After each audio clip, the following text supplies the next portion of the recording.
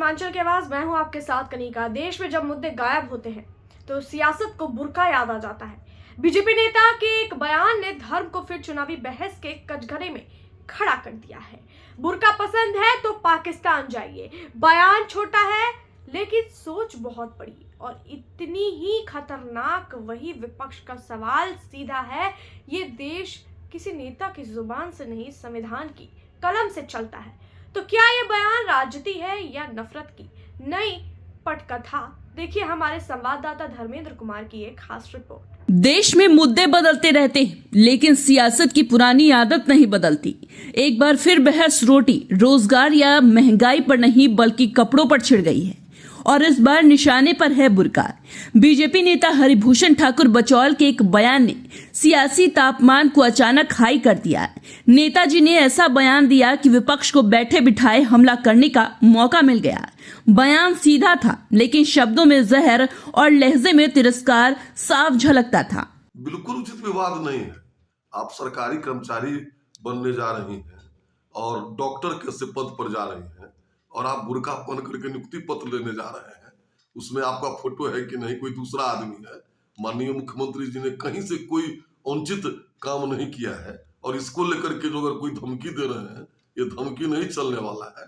और जिनको बुर्का से प्यार है, इस्लामिक देश नहीं है, वो इस्लामिक देश पाकिस्तान चले जाए। बुर्का से प्यार है तो पाकिस्तान चले जाए, ऐसा कहकर नेताजी शायद भूल गए कि यह देश नफरत से नहीं बल्कि संविधान से चलता है। बयान सामने आते ही राजनीतिक गलियारों में हरकंप मच गया और विपक्ष ने एक सुर में पलटवार शुरू कर दिया।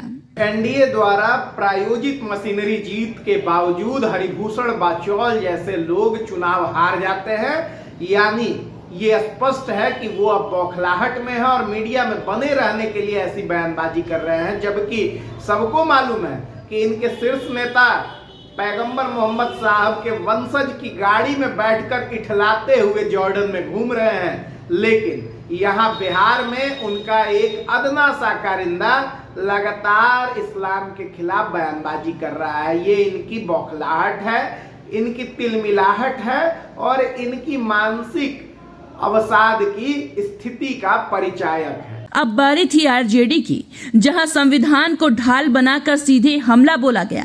संवैधानिक व्यवस्था के खिलाफ जाकर काम करते हैं।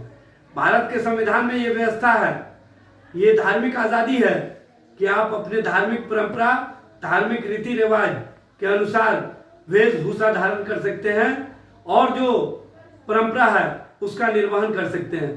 उसी के अंतर्गत जब आयुष डॉक्टर ने अपना परवाना लेने के लिए, नियुक्ति पत्र लेने के लिए मुख्यमंत्री जी के समक्ष पहुंची तो उनके साथ जो दुर्व्यवहार, जो अपमानजनक कार्य मुख्यमंत्री। आरजेडी ने साफ कहा, भारत में कपड़े संविधान तय करता है, कोई पार्टी का प्रवक्ता नहीं। धार्मिक आजादी इस देश की बुनियाद है और उस पर चोट बर्दाश्त नहीं। दरअसल सवाल बुर्के का नहीं है, सवाल सोच का है। जब चुनावी मुद्दे कमजोर पड़ते हैं तो धर्म और पहचान को उछाला जाता है। कभी टोपी, कभी तिलक और अब बुर्का। सियासत के लिए सब कुछ जायज। बुर्का पर बयान से सियासत गर्मा गई है, आरोप प्रत्यारोप तेज है और जुबानी जंग जारी है। अब देखना यह है कि यह बयान सिर्फ सुर्खियों तक सीमित रहता है या फिर लोकतंत्र की आत्मा पर एक और चोट बनकर उभरता है। सीमांचल की आवाज के लिए पटना से धर्मेंद्र कुमार की रिपोर्ट।